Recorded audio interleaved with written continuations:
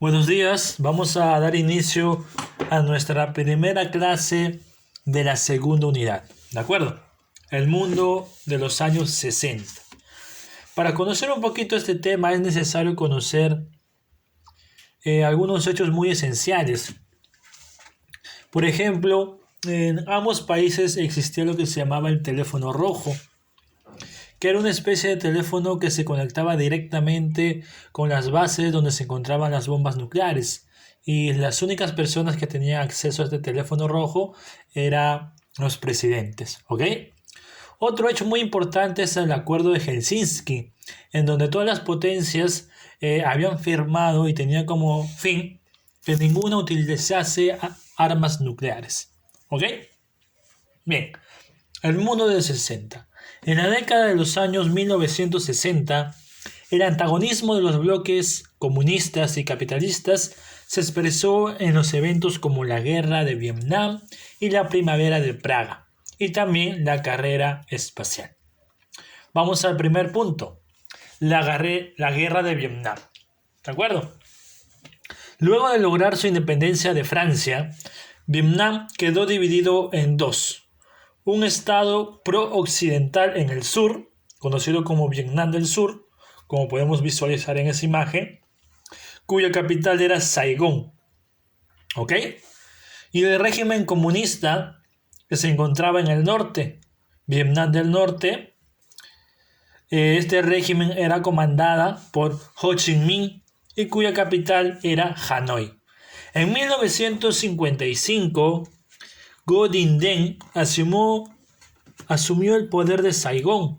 Se convirtió en presidente de Vietnam del Sur. Diem se negó a convocar elecciones para poder reunificar el país y proclamó la República de Vietnam del Sur. Esta medida provocó el descontento de la mayoría de la población y de los comunistas, quienes formaron el Frente de Liberación Nacional, que también recibió el nombre de el Vietcong. En 1960, Vietnam del Norte anunció su propósito de apoyar al Vietcong y reunificar el país con el apoyo de China y la Unión Soviética. Es decir, teníamos Vietnam del Norte, cuyo presidente era Ho Chi Minh, capital Hanoi. Además, apoyaba al Vietcong y recibía apoyo de China y la Unión Soviética. Y por otro lado, Vietnam del Sur, cuya capital era Saigón, cuyo presidente era Ngo Dinh Diem. ¿De acuerdo? Ante ello, Estados Unidos respondió ampliando su ayuda militar en Saigón y apoyando el establecimiento de una dictadura militar en Vietnam del Sur. En 1963, más de 15.000 consejeros militares norteamericanos vivían en el sur.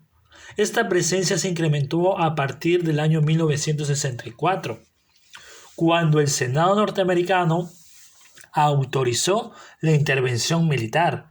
Esto significó además el inicio de bombardeos masivos a Vietnam del Norte y el uso de armamento químico, ¿de acuerdo? Como el napalm, que era un combustible que se quemaba automáticamente con el contacto del oxígeno. En 1965, Laos y Camboya también se vieron involucrados. Ya en los años 68, a pesar de que había casi 500.000 de soldados norteamericanos, la estrategia utilizada por los Estados Unidos era ineficaz frente a la guerra de guerrillas empleada por los vietnamitas. ¿Por qué? Porque nunca antes Estados Unidos había enfrentado o había llevado a cabo una guerra en un ambiente selvático, porque Vietnam mayormente es selva. De tal manera, los vietnamitas conocían adecuadamente el lugar y utilizaron la estrategia guerrillera, es decir, atacaban y se escondían. ¿Ok? Estados Unidos intentó variar su estrategia, reduciendo el número de efectivos, incrementando los bombardeos y buscando negociar con Vietnam del Norte. Finalmente, la presión de la opinión pública internacional y estadounidense, como podemos observar en aquella imagen, así como la comprobación de que la victoria militar no era posible, ocasionó una quiebra moral en la sociedad norteamericana. Estos factores determinaron que Estados Unidos aceptara negociar la paz en la Conferencia de París en el año 73, que trató el tema de Vietnam. Se decretó el alto al fuego, el reconocimiento de la independencia de Vietnam y la retirada de las tropas norteamericanas. En 1975, los ejércitos de Vietnam del Norte ocuparon todo el sur y entraron en Saigón. En el año 1976, se proclamó la reunificación del país como la República Democrática Popular de Vietnam. Se impusieron asimismo gobiernos comunistas en la zona de Camboya y Laos. Ahí podemos observar la unificación de Vietnam del Sur y Vietnam del Norte, cuya capital hasta la actualidad es Hanoi. ¿Cuáles son las consecuencias más importantes de esta guerra? La guerra causó más de 2 millones de muertos y 3 millones de heridos entre los vietnamitas. También aparecieron millones de refugiados, incluyendo los miles que intentaron huir del sur ante la caída de Saigón. En Estados Unidos el impacto de la guerra fue notable. Además de los 58,000 soldados muertos, hubo miles de heridos y desaparecidos. ¿Ok? Y para conocer un poco más de la historia, esta es la primera guerra en la que Estados Unidos fue derrotada. ¿Ok? La guerra de Vietnam. Continuamos. La primavera de Praga en el año 1968. En el lado comunista también se vivió una crisis, aunque de menores dimensiones. La principal crisis se dio en Checoslovaquia en el año 1968. El presidente Alexander Dubček, líder del Partido Comunista Checoslovaco, aplicó algunas medidas para la democratización del régimen, como la libertad de prensa, la autorización para el funcionamiento de organizaciones políticas no comunistas. Aunque la reacción fue muy popular, Dubček no buscaba liquidar el comunismo, sino darle un rostro más humano. Este periodo de libertad fue conocido por la Primavera de Praga. ¿Ok? Las medidas de Dubček produjeron descontento en la Unión Soviética y en los países del Pacto de Varsovia, que era la organización militar que se encargaba de dirigir todos los países comunistas aliados de la Unión Soviética. Por ello, en agosto de ese mismo año, 500,000 de soldados soviéticos invadieron Checoslovaquia. La invasión provocó una movilización popular en contra, como podemos observar ahí. Las personas salieron a las calles para hacerle frente al ejército que había invadido su ciudad, su país. ¿Ok? Aunque la resistencia se mantuvo varios meses, la intervención soviética logró una profunda depuración del partido, el ejército y la administración, acabando así con la propaganda democratizadora. En el año 1969, Dubček fue depuesto de su cargo, lo que aceleró la vuelta a la ortodoxia comunista, a la comunista que todos conocemos, donde la libertad está muy restringida. La restauración de la censura y la persecución de toda organización política ajena al régimen. ¿Ok?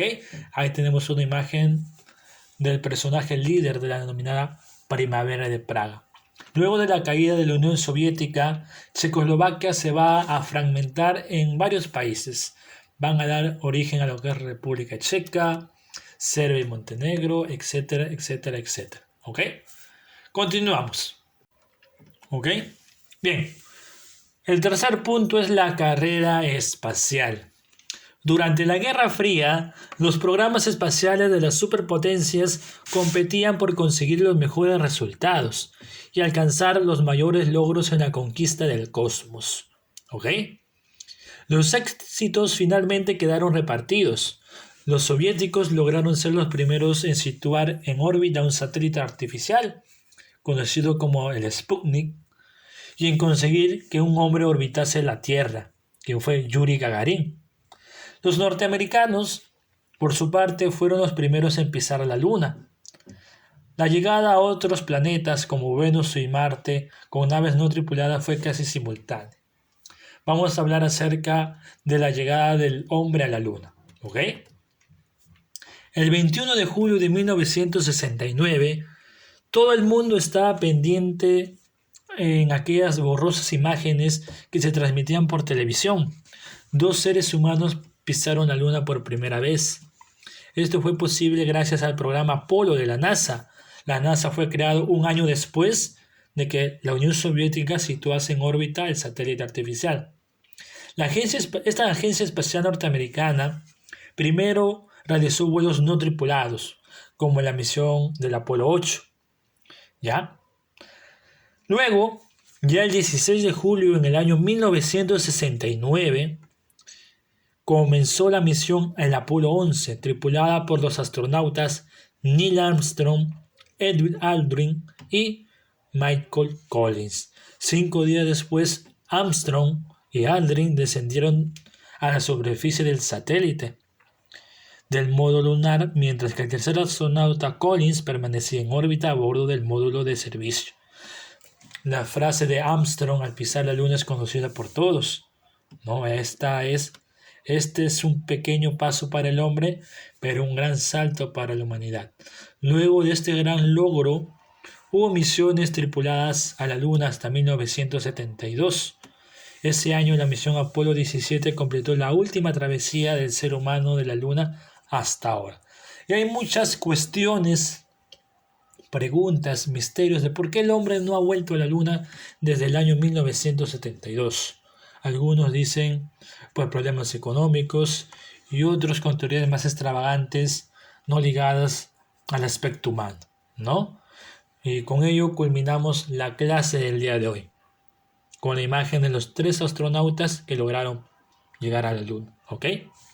La tarea, como bien dije, tiene que estar subida a la plataforma Classroom.